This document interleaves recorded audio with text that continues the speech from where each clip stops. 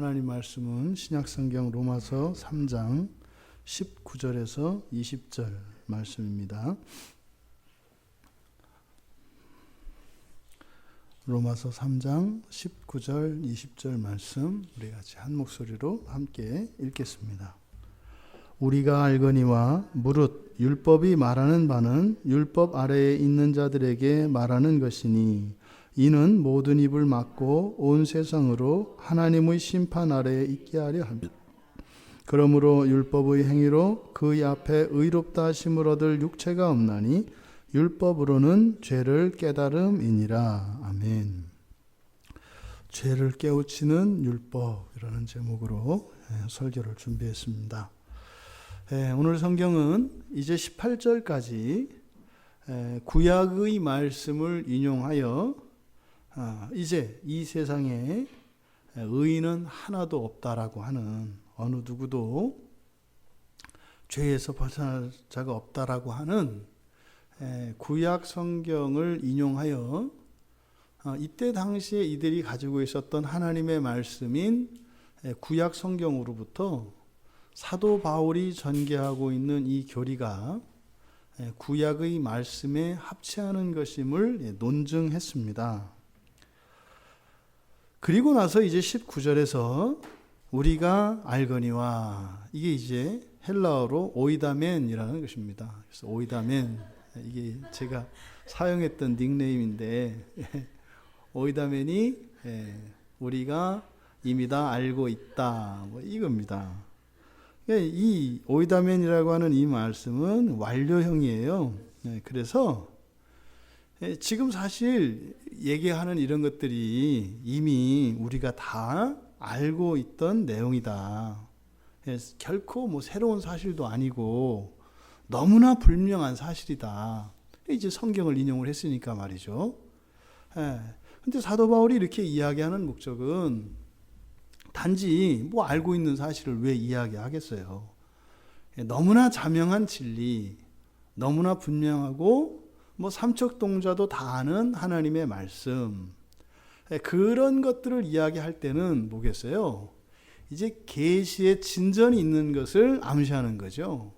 우리가 이미 다 알고 있는 그것, 이제 그것 너머에 새로운 깨달음을, 새로운 계시를, 진전된 계시를 이야기하려고 하는 거죠. 그래서 이 바울 사도가 오이다멘이라고 이야기할 때는 너무나 상식적이고 분명한 이야기들입니다만 사실은 이제 마치 해겔의 변증법처럼 정반합으로 새로운 계시의 진전이 있을 것을 예고하는 말이 이 오이다멘이라는 말입니다.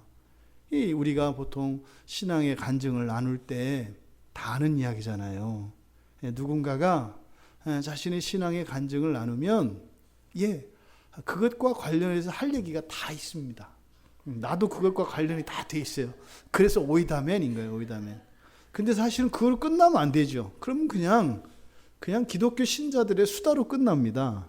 근데 그렇게 서로의 간증을 나누다 보면 그 안에서 놀라운 말씀이 새로운 진전이 일어나요.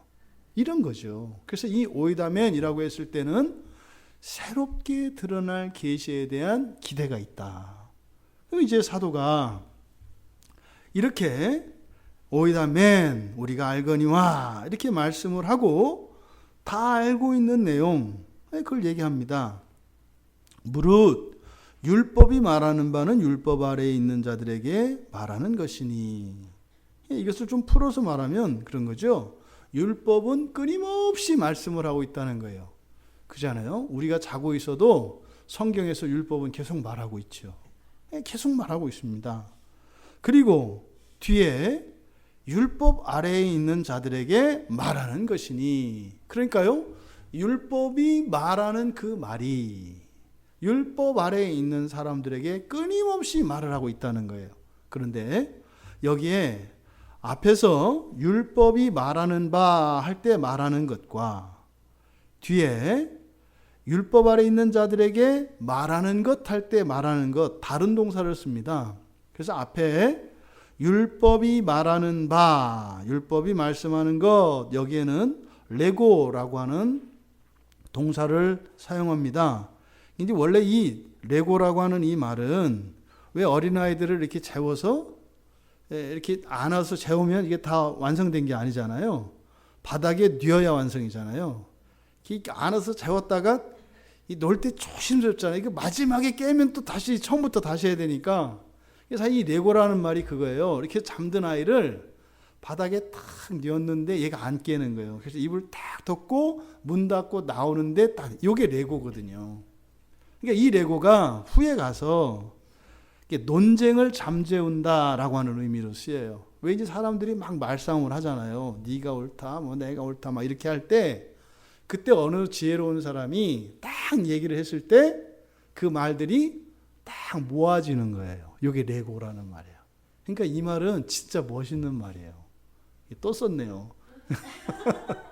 그러니까 이렇게 레고라고 할 때 이 말하다라고 하는 것은 진리에 입각해서 아주 설득력 있고 모든 사람들의 동의를 끌어내는 이런 거예요.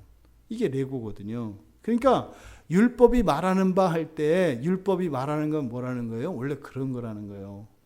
근데 사실 우리 삶하고 좀 거리가 멀잖아요. 율법에 우리가 치대는데 이게 무슨 말이에요? 우리가 많이 오염되어 있는 거예요. 그래서 어쨌든 앞에 율법이 말하는 바 할 때 말하다 할 때는 레고라고 하는 단어를 쓰고 뒤에 율법 아래 있는 자들에게 말한다 할 때 이 말하다는 랄레오라는 말이에요. 랄레오 느낌이 어때요? 딱 랄레오라는 말을 들으니까 어떤 느낌이 드세요? 랄라리 방언이 상당히 안 나세요? 랄레오, 랄랄라, 랄레오. 예, 진짜 그런 말이에요. 이 랄레오라고 하는 말이 얼랄렐렐레, 얼렐렐레 하는 으르다 이렇게 소리를 내는 거. 이게 이제 일종의 의성어거든요. 그래서 이 랄레오라고 하는 것은 이렇게 소리를 내는 걸 말해요. 그러니까 이 랄레오는 사람이 말하는 것이긴 합니다만 사실은 그냥 동물적인 수준에서도 소리 내는 것 이런 것도 은유적으로 랄레오라고 할 수가 있는 거예요. 그러니까 레고와 랄레오의 차이는 무게가 좀 다르죠. 그러니까 이 소리가 이 랄레오라는 말은 이렇게 소리를 내는 건데 말을 하는 건데 소리로서. 근데 우리가 내는 말은 의미와 소리를 같이 내잖아요. 그렇죠? 소리와 뜻이 같이 있다고요. 근데 이 랄레오라고 하는 말은 소리는 뭐겠어요? 분명히 들린다는 거예요. 분명히 들린다는 거예요. 그리고 안에 있는 마음이 겉으로 어쨌든 최소한 표현이 되는 거. 이걸 랄레오라고 그래요. 그러니까 참된 진리의 말씀이 누구나 들으면 설득될 수 있고 그 앞에 잠잠할 수밖에 없는 율법의 말씀이 사람들에게 율법 아래 있는 사람들에게 어떻게 한다? 끊임없이 들린다는 거예요. 끊임없이 들린다. 근데 지금 여기 보면 그렇게 율법이 말하는 대상, 율법을 듣는 그 청취자들이 율법 아래에 있는 자들에게 이렇게 돼 있어요. 이건 이제 오역입니다. 그래서 율법 아래에라는 말은 헬라어 전치사 n의 번역이거든요. n은 영어의 in이에요. in. 그러니까 안에라는 뜻이죠. 안에. 율법 안에 있는 사람들. 그래서 이거는 아래에 이렇게 해석하면 안 돼요. 이거는 이제 완전히 잘못된 겁니다. 왜냐하면 영어 성경에서 번역할 때 이거를 언더로 번역했거든요. 이 언더라고 하는 의미가 위치로 볼 때는 뭐뭐 아래입니다만 사실은 그 영향력 안에 있는 영향력 안에 이런 의미로 언더를 쓰기도 하거든요. 그래서 영어로 언더를 썼을 때는 그런 의미로 쓴 건데 그거를 그냥 위치를 나타내는 부사로 우리가 번역을 해서 아래로라고 번역돼 버린 거예요. 이게 완전히 오역된 거예요. 그냥 이거는 율법 안에. 율법 안에. 그러니까 이제 뭐 율법 아래에 있다고 그러니까 그럼 율법 아래에 있는 게 누구냐 또 이제 막 한단 말이에요. 그는 율법 아래가 아니라 율법 안에요. 그러니까 율법 안에 있는 게 누구겠어요? 이건 유대인들이죠. 율법이 주어진 것은 유대인이니까. 그러니까 유대인들에게 율법의 가르침이 어떻게 되고 있다는 거예요? 끊임없이 들려지고 있다는 거예요. 끊임없이 들려지고 있다. 그건 지금 다 현재형으로 되어 있거든요. 그러니까 현재형은요. 항상성, 그죠? 영원히 어제나 오늘이나 내일이나 주님이 오실 때까지 계속 이거죠. 그러니까 사실은 뭐예요? 누군가가 하나님의 말씀을 한번 뱉어내면 과학적으로도요, 그 말이 막 돌아다닌다면서요. 없어지는 게 아니라 랄랄랄랄라 이렇게 다닌대요. 이렇게 그 얘기를 하는 거예요. 근데 사실은 바울은 그거 모르고 얘기하는 거겠죠. 근데 사실이거든요. 우리가 우리의 귀는 그걸 못 듣지만 사실은 여기에요 꽉 차 있다고요. 마치 여기에 지금 전자파가 지금 꽉 차 있는 것처럼 하나님의 말씀이 우주 가운데 충만해 있는 거예요.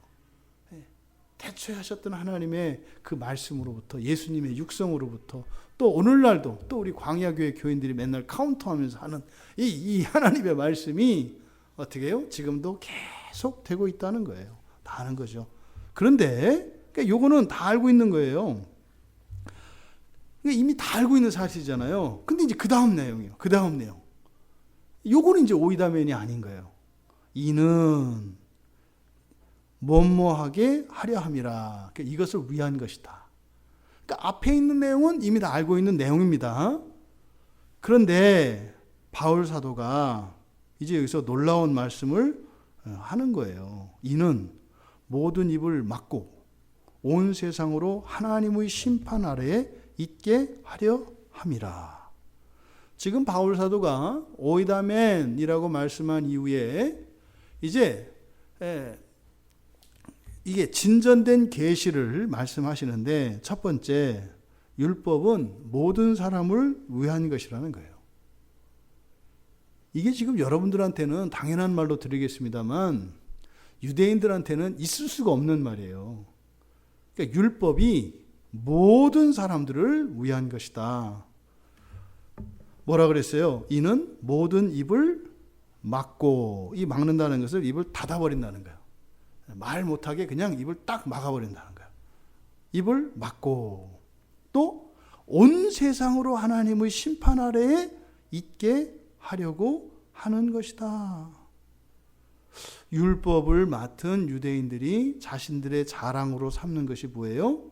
우리들에게만 하나님이 율법을 주셨기 때문에 우리들은 특별한 민족이고, 그래서 하나님으로부터 특별 대우를 받을 것이라고 하는 이 선민 사상이 철저한 유대인들에게, 이놈들아, 율법은 너희 유대인들만을 위해서 준 게 아니야. 너희들에게 율법을 주셔서 너희들로 하여금 그 하나님의 율법이 온 세상에 흘러가게 하려고 하였던 거야. 이렇게 말씀하시는 거예요, 사도 바울이. 그러니까요, 지금 사도 바울이 이야기하는 이 말씀은 유대인과 이방이라고 하는 엄격한 이원론적 사고관과 세계관을 가지고 있는 유대인들의 그 세계관을 다 허물어 버리는 겁니다. 심지어는 그동안 이들이 가지고 있었던 선민의식이 뭐였던 거예요? 죄를 짓는 게 됐던 거예요. 그러니까 이건 유대인들에게는요, 받아들일 수 없는 거라고요. 이거는 오늘날 우리들, 이 자본주의 시대를 살아가는 사람들에게 이렇게 얘기하는 거예요. 여러분들의 전 재산을 내일 다 팔아갖고 교회로 가지고 오십시오. 여러분들이 그동안 애써서 벌고 아끼고 절약해서 이렇게 모았던 돈들, 그건 사실 여러분들을 위해서 쓰려고 했던 게 아니라 온 세상을 위해 쓰시기 위해서 하나님께서 여러분들에게 맡겨놓았던 거예요. 그러니까 토요일이면 저 동사무소 저 세무실에 문 안 여니까 빨리빨리 그 등기 서류 다 떼고 이전해서 갖고 오세요. 조금 와 닿으시죠? 이게 유대인들에게 지금 율법을 얘기하는 이게 오늘날은 이거하고 같은 거예요. 여러분 재산이 여러분 거 아니에요. 원래 이 세상의 가난한 자들과 지금 당장 필요한 자들을 위해서 여러분들한테 맡겨놨던 거예요. 똑같은 무게로 이해하시면 돼요. 그러니까 지금 사도 바울이 하는 이 말씀이요, 이걸 듣는 유대인들에게는 이게 도저히 받아들일 수 없는 얘기라고요. 근데 사실 보십시오. 그렇게 이 세상 모든 사람들에게 가야 되는 거라고 얘기하는데 어떻게 진술을 하느냐면 모든 입을 막는 거, 첫 번째. 그러니까 이게 무슨 말이겠어요? 이방인들이 이런 핑계를 대거나 원망할 수 없도록 하기 위한 거라는 거예요. 좀 이상한 얘기입니다. 유대인들에게 율법을 맡겨줘서 율법을 주셨고 그 율법이 끊임없이 유대인들에게 율법의 가르침을 말하고 있는데 그것은 이방인들로 하여금 율법을 유대인들에게 주신 여호와 하나님께 대해서 불평하거나 또 그것을 받지 못한 자신들의 처지에 대해서 원망할 수 없도록 하기 위한 것이라는 거예요. 그 무슨 말이에요? 율법을 너희들한테 맡았다고 해서 그게 다른 사람들을 차별당하게 하는 너희들에게 어떤 특권이 있는 그런 게 아니라는 거예요. 그러니까 뭐예요? 여기서 지금 모든 입을 닫는다고 하는 것은 뭐야? 그럼 이게 특권이 아니라네? 그 무슨 말이에요? 율법을 받았다는 것과 율법을 받지 않았다는 것이 결과에 있어서는 어떻다는 거예요? 다르지 않다는 거예요. 그러니까 지금 유대인의 사고가 완전히 지금 부서지는 거예요. 그러니까 말도 안 되는 소리를 한다고요. 그런데 한층 더 떠서 뭐라 그래요? 온 세상으로입니다. 이방 세상이 아니에요. 온 세상으로 하나님 심판 아래 있게 하려 함이라. 온 세상으로 하나님 심판 아래 있다. 이거는 그런 얘기죠. 이 세상의 모든 사람들이 하나님의 심판을 받게 되어 있다는 거예요. 그럼 정리하면 그런 얘기죠. 여호와 하나님께서 이스라엘에게 율법을 주신 것은요. 법이라는 건 뭡니까, 여러분? 법이 뭐예요? 지켜야 되고 지키지 말아야 되고, 그렇죠? 그런데 법이라는 것은 기준이거든요. 그러면 법이 있으면 반드시 그 뒤에 뭐가 있어요? 심판이 있어요. 그러니까 법이 생기고 나면 법을 지켰는지 준법했는지 아니면 위법했는지 이게 나타난다고요. 법 때문에. 뭐 예를 들어서 술을 먹지 마시오라고 하는 법이 생겼어요. 그럼 어떤 사람은 오늘 술을 안 마셨어요. 그럼 준법한 거죠. 근데 어떤 사람은 술을 마셨어요. 그러면요. 위법한 거죠. 그러니까 법이 생기면 거기에는 반드시 심판이 있어요. 그러니까 지금 사도가 놀라운 깨달음을 이야기하는 거예요.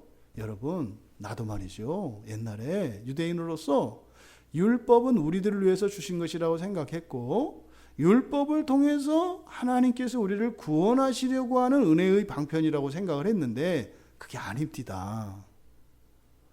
율법을 통해서 우리에게 주시려고 했던 것은 뭐예요? 심판이 있다는 것을 가르쳐 주려고 하는 겁니다. 이 말이에요.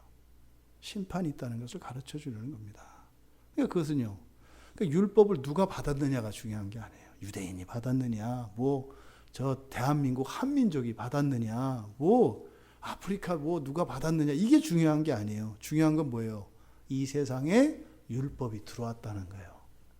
이 세상에 율법이 들어왔다는 게 중요하다는 거예요. 그러면 이 세상에 율법이 들어왔다는 것은 그건 아시아 대륙이든 아메리카든 어디가 중요한 게 아니라 어쨌든 이 세상에 율법이 들어왔다는 게 중요하고 율법이 들어왔다라고 하는 것은 뭐예요? 율법의 주인이신 하나님의 판단 아래 있게 되었다는 거. 이게 중요하다는 거예요. 이게. 그러니까 그동안 유대인들이 가지고 있었던 율법으로 인한 어떤 특권의식은 매우 큰 오해였다는 것을 가르쳐 주는 겁니다. 그러니까요. 앞에서 이야기했던 것처럼 모든 입을 닫아버린다는 게 뭐예요? 결국 그거 받았다고 해서 특별히 구원받는데 혜택을 받은 게 아니네. 이렇게 된다 이 말이에요. 요 이야기를 지금 하는 겁니다. 그래서 율법 자체가 그래서 어떻게 해요? 모든 사람, 모든 세상을 위한 거예요. 근데 그 모든 세상, 모든 사람이 율법을 통해서 얻을 수 있는 유익이 뭐라고요? 하나님 심판 아래 있다는 거예요. 모두 다. 그 받은 사람이나 안 받은 사람이나 똑같다 이 말이에요. 네? 모두 다 하나님의 심판 아래 있다는 것을 가르쳐 주려고 하는 것이다. 이렇게 얘기를 합니다. 그러면서 이제 두 번째로 바울 사도가 주시는 이런 두 번째 가르침, 그것은 율법으로는 절대 의롭다는 판결을 받을 수 없다는 거예요. 앞서 말씀드린 것처럼 율법은 단지 뭐라는 거예요? 심판이 있다는 것만 가르쳐주기 위한 것이지 그것을 통해서 어떻게 의롭다는 판결을 받을 수 없다. 요 얘기를 하는 거예요. 이 글 20절에서 이야기합니다. 그러므로 율법의 행위로 그의 앞에 의롭다 하심을 육체가 없나니 율법으로는 죄를 깨달음이니라. 지금 이 바울 사도가 누구예요? 율법으로 하나님께 의를 인정받을 수 있다고 믿었던 사람이에요. 그렇게 살았던 사람이고요. 그런데 절대로 그럴 수 없다는 거예요. 착각했던 거예요. 과거에 바울 사도가 율법을 따라 살면서 이렇게 하면 마치 이 법을 지키면 완전히 다 지키면 내가 의롭게 될 거라는 생각을 한 거예요. 그리고 바울의 고백에 의하면 그렇게 했다고요. 율법을 다 지켰다고요. 지금도요. 율법을 지키는 사람들이 있어요. 드물지만 분명히 있다고 봐요. 그런데 문제는 우리가 그것을 얼마나 정확하게 지켰느냐 안 지켰느냐 이거에 따라서 우리가 완전하냐 불완전하냐 이렇게 판단할 수도 있습니다만 문제는 또 다른 문제가 있어요. 심판하는 주체가 누구냐에 따라서 달라요. 그렇잖아요?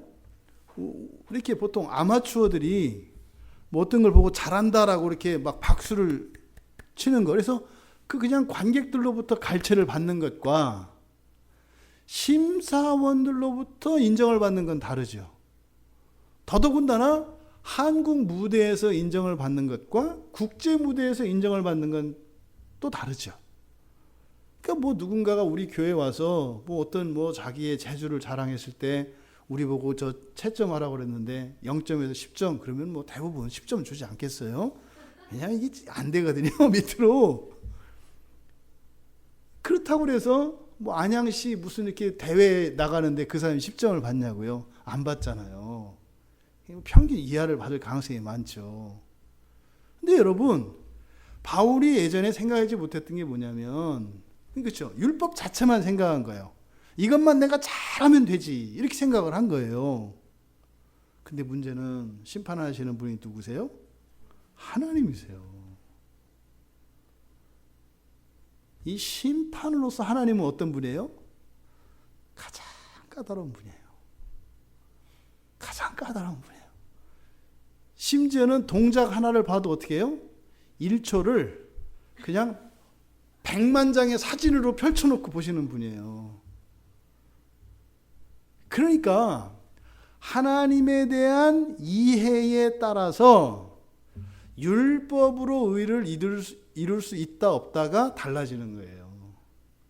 그러니까 하나님은 내가 성의 표시하고 최선을 다하면 잘했다고 해야 되는 하나님으로 생각하는 사람들은 율법의 행위로 의를 얻으려고 하겠죠.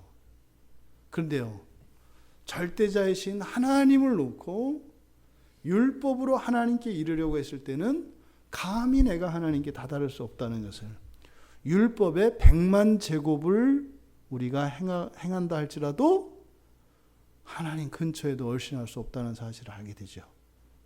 그러니까 하나님을 아는 지식에 따라서 이게 달라진다고요. 그러니까 심판이 누구냐에 따라서 연습하는 것도 다르고 마음가짐도 다르고 다 달라지는 거죠. 근데 바울은 과거에 하나님 생각을 안 했던 거예요. 율법만 생각을 했던 거예요. 그래서 율법으로는 절대로 의롭다는 판결을 받을 수 없는 첫 번째 이유가 뭐예요? 바로 하나님이 심판주이시기 때문이에요. 그러니까요, 어느 누구도 의롭다고 인정을 받을 수가 없어요. 게다가 뒤 이어지는 이야기를 보니까 율법으로는 죄를 깨달음이니라 이렇게 이야기를 해요. 이게 여기 뒤인지 왜냐하면 이렇게 되는 거거든요. 왜냐하면 그러니까 두 가지 이유를 동시에 지금 나타내고 있는데, 또 이 율법이라고 하는 것이 원래 뭐예요?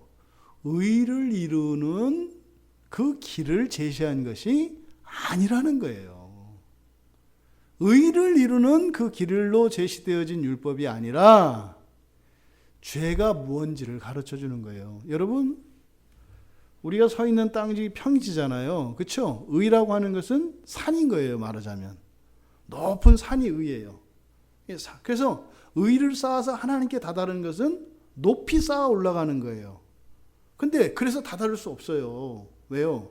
상대가 하나님이기 때문에. 3층 천에 계신 하나님이니까 완전한 분이셔서 우리가 행위로 아무리 쌓아 올려도, 바벨탑을 쌓아 올려도, 에베레스트 산을 100만 번 쌓아도 하나님께 갈 수 없어요. 게다가 이제 죄는 뭐겠어요? 계곡이라고요. 죄는 계곡이에요. 그러니까 율법이라고 하는 것은 뭘 가르쳐 준다는 거예요? 우리가 서 있는 자리가 아니라, 서 있는 자리가 평지가 아니라 어디라는 걸 가르쳐 준다는 거예요? 저 계곡 밑바닥이라는 것을 가르쳐 주는 게 율법이라는 거예요. 그러니까 율법을 다 지키면 파듯 어디 가는 거예요? 평지에 다다르는 거예요. 완벽하게 지켜도 율법의 결과는 평지에 다다르는 거라고요. 하나님께 이르기 위해서 쌓아야 되는 의는요, 평지 위에 산과 같이 쌓아 올려야 되는 거라고요. 그러니까 율법을 다 이룰 수도 없습니다만 다 이루어 봐야 어디예요? 평지라고요. 이거를 바울이 과거에 몰랐던 거죠. 그러니까 평지에 서는 것조차도 불가능한데 평지에 서기 위해서 올라가는 그 과정을 하나님께 닿으려고 의를 쌓아가는 것으로 착각했다고 하는 것을 지금 가르쳐주고 있는 겁니다. 굉장히 파격적인 이야기예요. 이거는 굉장히 파격적인. 이게 오늘날 그리스도인들에게도 있습니다. 그리스도인들에게도 동일하게 있어요. 이게 유대인들에게만 적용되는 말씀이 아니라고요. 그는 이렇게 유대인으로 살았던, 철저하게 유대인으로 살았던 자신의 과거를 다 부인하고 있습니다. 그러니까 안 된다는 거예요. 또 거기에서 지금 바울이 새로 깨달은 게 뭐예요? 유대인이고 이방인이고 서로 나눌 게 아니라 서로 뭐 해야 돼요? 서로 힘을 합쳐야 돼요. 서로 같이 지금 무너져가는 이 집에 있는 거고, 침몰하고 있는 배를 타고 있는 게 우리 모두다 이 말이에요. 그러니까 이방인이고 유대인이고 어른, 남자, 여자, 성직자, 병신 뭐 이런 거 없다 이 말이에요. 다 똑같이 지금 지옥의 나락으로 떨어지고 있다는 거예요. 그리고 우리들에게 주신 이 율법이라고 하는 것은 무슨 헬리콥터가 와서 줄을 태워서 가는 게 아니라 우리가 지금 무너져 가고 있다. 그리고 우리가 서 있는 자리가 그렇게 저 밑바닥, 그 심연의 바닥에 있는 것이다 라는 것을 가르쳐 주는 게 율법이라는 거예요. 그러면 유대인들의 입장에서는 질문할 수 있지 않겠어요? 유대인들 입장에서는 너무 우리 생각만 하지 말고 유대인 생각도 좀 하자고요. 유대인 입장에서는 그럴 거 아니에요. 지금 바울의 이 얘기를 들으면, 야, 그럼 세상을 위한 율법이라면 모두가 심판 아래 있다는 걸 가르쳐 주려면 왜 그럼 우리를 꼭 우리한테 줬어? 이렇게 물어볼 수 있단 말이에요. 그거 받아봐야 좋은 것도 없네. 결국에는 그 얘기잖아. 맞다는 거죠. 왜 그럼 우리한테 줬냐? 이거 왜? 그건 사실은 답은 간명하죠. 아브라함에게 하셨던 언약 때문에 그래요. 아브라함에게. 아브람을 찾아오셔서 이름을 바꿔주시잖아요. 아브라함이라고. 그래서 그냥 그는 그 한 가문의 이스라엘의 아버지가 아니에요. 이제는 여러 민족의 아버지가 될 것이다. 이렇게 얘기해요. 이거 조심해야 됩니다. 모든 민족의 아버지가 아니에요. 여러 민족의, 복수예요. 여러 민족의 아버지예요. 그래서 아브라함이 되죠. 그러니까 아브라함이 오늘날 예수 그리스도를 믿는 그리스도인들에게도 믿음의 조상이 돼요. 우리는 한국 사람인데도. 사실은 그러면요, 굉장히 영광스러운 거죠. 유대인이라는 것 자체가. 굉장히 영광스러운 거예요. 그 자체가. 근데 우리들한테는 또 그게 불만은 아니에요. 오히려 감사하죠. 그러니까 서로 감사하고 서로 좋은 거예요. 이게 하나님 일하는 방식이 그래요. 원수도 서로 좋다니까요. 그러니까 하나님 얘기하면 원수도 안 싸워요. 그래서 예배 끝나고 나서 싸울지 몰라도 하나님이 원래 그러신다고요. 그러니까 유대인들에게 주셨던 거는 그거죠.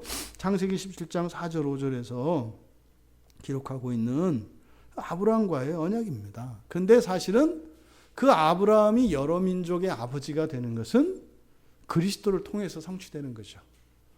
그리스도 예수를 통해서 비로소 그 아브라함의 언약이 성취가 돼요. 그러니까 아브라함도요, 그리스도를 주라 불러야죠. 그리스도께 매여 있는 거죠. 혈육으로는 자식이지만, 그 자손이지만.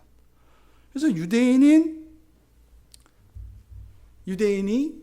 그 말씀을, 그 율법을 받았던 이유, 그것은 바로 어디에 있다? 언약에 있다. 언약의 성취. 거기에 대해서는 왜 아브라함하고 언약했느냐? 뭐 이렇게 얘기할 수는 없는 거예요. 그렇다면 또 물러설 수 없잖아요. 한 가지 또 질문할 수 있죠. 좋다. 그러면 뭐 언약 때문에 주셨다니까 뭐 할 말은 없네. 뭐 나쁜 건 아니니까. 좋죠. 그럼 주시긴 주시는데, 아니 의롭게 될 수 있는 율법을 주지 왜 의롭게 될 수 없는 율법을 줬냐는 거예요. 그렇지 않아요? 죄를 깨닫게 하는 율법을 주냐고. 이왕이면 한 번에 그냥 이렇게 올라갈 수 있는 율법을 주지. 왜 그 죄를 깨닫게 하는, 그래서 의롭게 될 수 없는 반토막짜리 율법을 줬냐 이거예요. 이렇게 물어볼 수 있잖아요. 그러니까 그럼 우리가 항상 잊지 말 것은 항상 하나님의 입장에서 생각을 해야 돼요. 하나님의 입장에서. 그런 거잖아요. 이제 3살 배기가 이제 밥을 막 먹기 시작해요. 이렇게 봤더니 아버지 밥그릇은 커. 난 요만해. 이 자식이 그러는 거예요. 엄마한테 이제 아버지 나가고 나서. 왜 나한테 아버지 같은 밥그릇을 안 주고 요만한 거 지금 장난하냐고. 요만한 거 주느냐. 이렇게 따지는 거예요. 그러면 1차적으로 하나님이 우리에게 의를 이룰 수 없는 율법을 주셨다는 것. 그러니까 말로는 이 반토막짜리 구원을 주신 것 같잖아요. 말로는 그래요. 말로는. 그걸 가지고 얘기할 수 있다 이 말이에요. 근데 문제는 하나님이 그렇게 하셨을 때는 항상 그러죠. 어른들이 뭘 했을 때는 다 이유가 있어요. 아니 어른들 맞으시네. 어른들이 뭘 했을 때 이유가 있어요. 말 안 할 때는 말 못할 사정이 있는 거예요. 다 이유가 있는 거죠. 왜 그걸 안 했느냐? 이렇게 얘기하는 것은 사실 뭐예요? 우리의 관점에서 지금 하나님을 평가하려고 하는 거죠. 이미 눈높이가 하나님 눈높이가 된 거예요. 이렇게 토론하자는 거죠. 대화하자는 거죠. 대화가 안 되죠. 얘기를 하면 못 알아들을 거면서. 그러니까 사실은 이 율법이라고 하는 것이 바울 사도를 통해서 우리에게 말씀하는 바는 뭐예요? 율법이라는 것은 구원을 위한 최종 계시가 아니라는 거죠. 그러니까 뭐예요? 후속편이 있다는 거예요. 그러면 뒤에 후속편이 있구나. 이거를 알면 되는 거죠. 그래서 이 율법으로 의를 이룰 수 없다고 하는 사실이 우리들로 하여금, 그러니까 유대인들로 하여금 낙심하거나 절망을 하게 될 필요는 없는 거죠.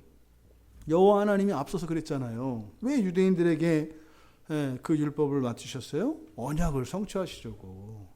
그럼 구원을 위해서 율법을 주셨다면, 근데 그 율법이 완전한 의를 이루는 완전한 구원을 위한 것이 아니라면 뭐예요?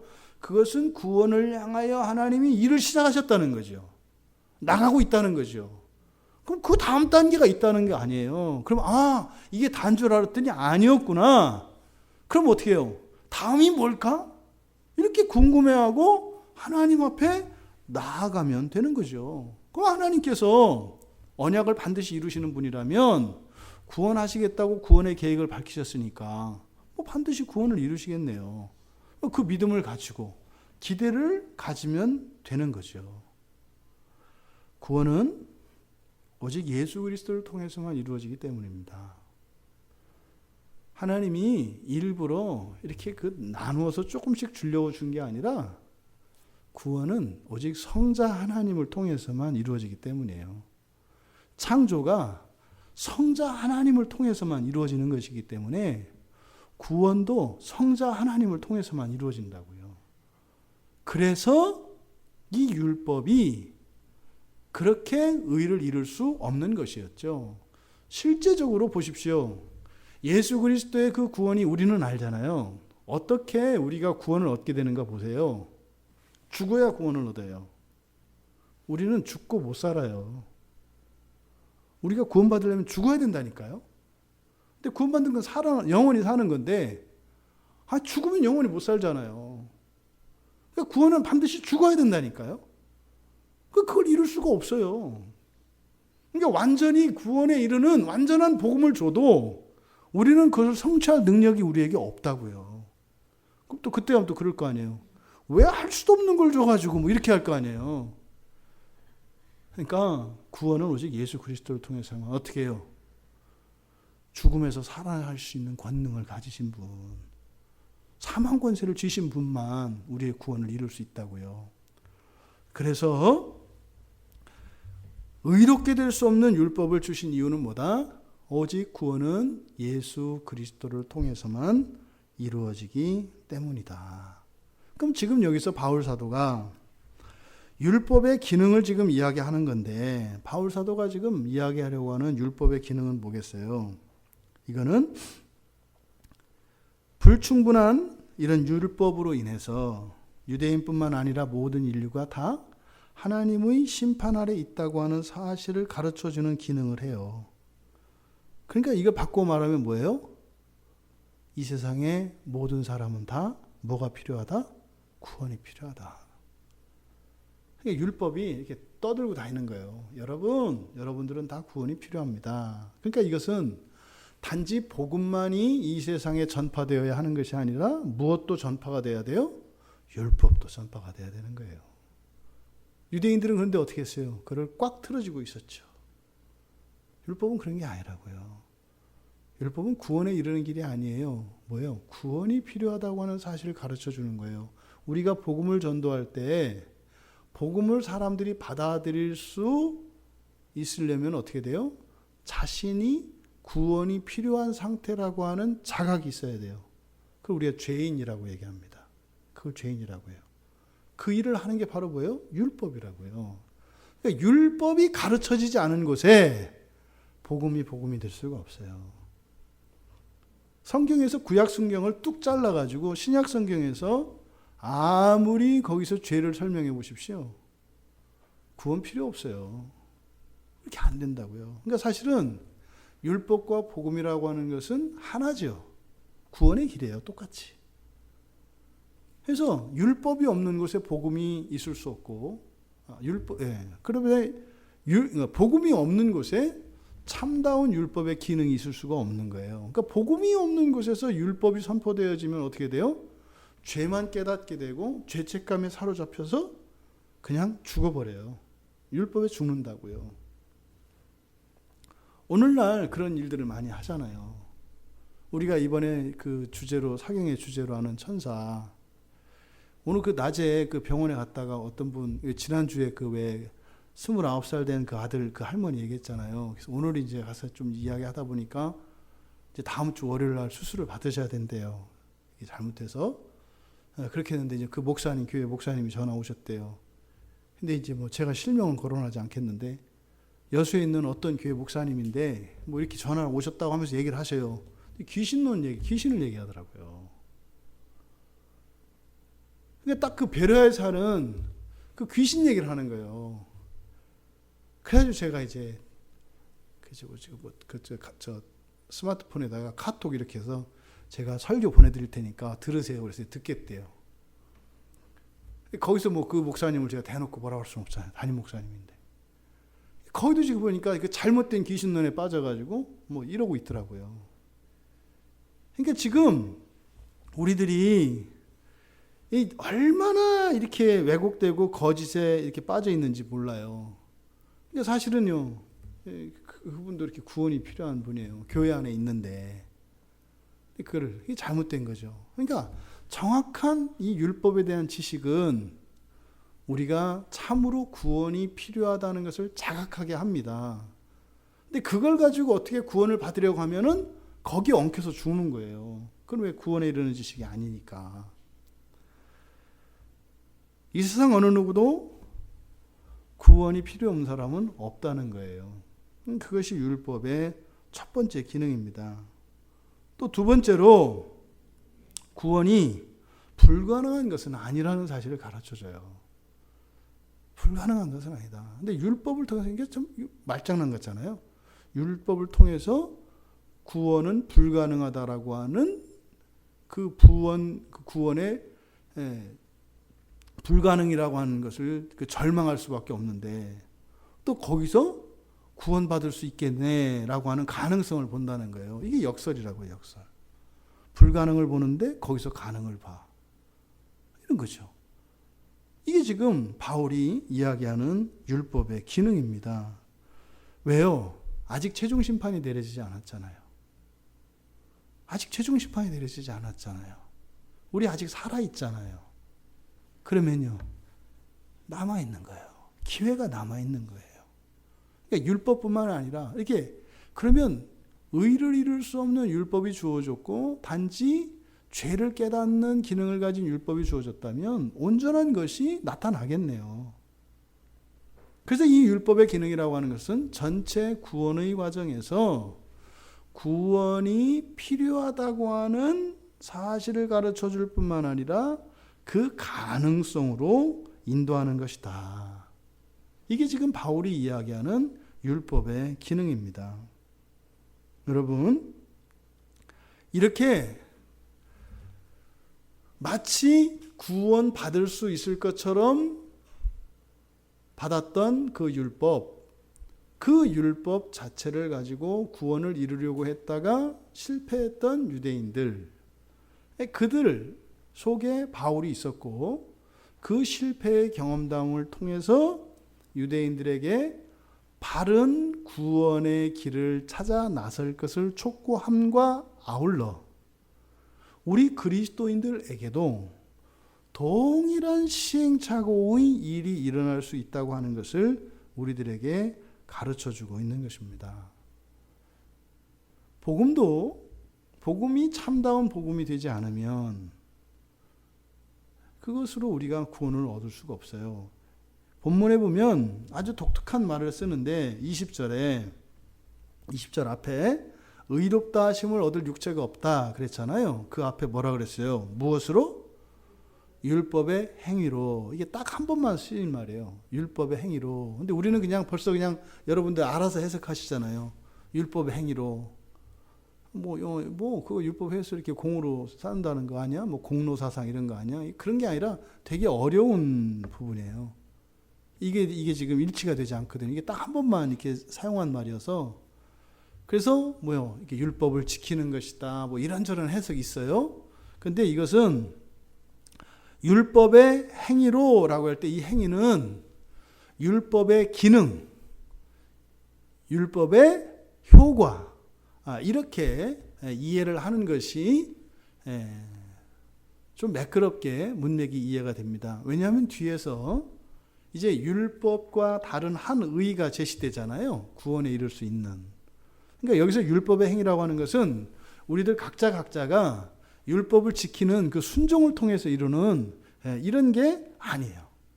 이런 게 아니고 율법이라고 하는 이것을 지금 단수로 취급하고 있거든요. 율법이라고 하는 이것이 가지고 있는 어떤 힘, 어떤 효과, 이것을 말한다 이 말이에요. 율법의 역량으로는, 율법의 능력으로는 이런 뜻이죠. 근데 이것을 행위라고 이야기하고 있다. 이것으로는 구원이 절대로 불가능하다. 절대로 불가능하다. 여러분, 지금 바울 사도는 정말 구원에 이룰 수 있는, 다시 말해서 완전한 의에 이룰 수 있는 길을 소개하려고 합니다. 그러면서 지금까지 이방인들이나 유대인들이나 모든 사람들 전부 다 죄 아래 있다는 거예요. 모든 민족, 더 나아가서 모든 공간, 모든 세상이 다 죄 아래 있다는 거예요. 모두 다 구원이 필요하다는 거예요. 근데 유대인들이 알고 있었던 율법을 통해서 그 율법이 우리에게 구원을 줄 것이라고 하는 이 기대와 믿음이 헛된 것이었다라고 하는 것을 지금 여기서 바울이 이야기하려고 하는 것입니다.